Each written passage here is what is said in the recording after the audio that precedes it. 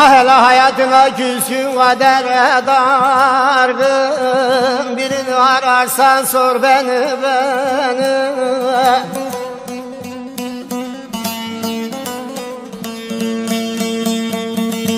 Anadan dünyaya gelmeden yorgun, birini ararsan sor beni.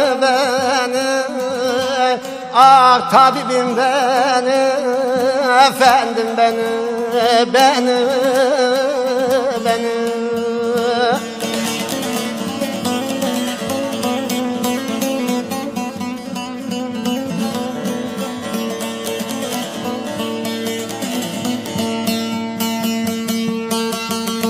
Ah hele bu dünyada muradını almayan, her zaman ağlayan bir gün gülmeyen,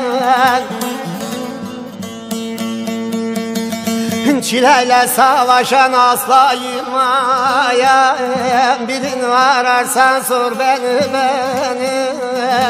Ah tabibim beni, kurbanım beni, efendim beni.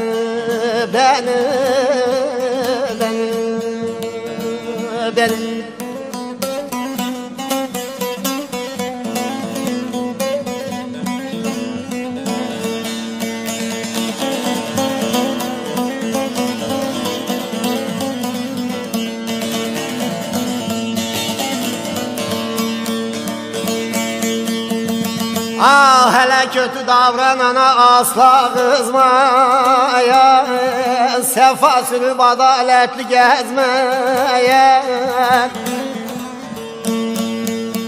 ağlayıp gözünden yaşın süzmeyen, birini ararsan sor beni.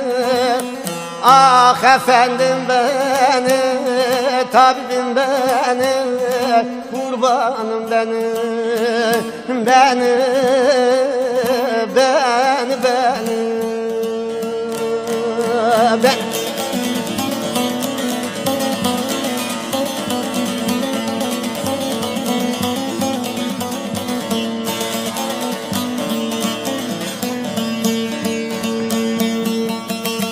Ümit coşkunuyum, kaderim kara, yılmaz bedende ciğerim yara.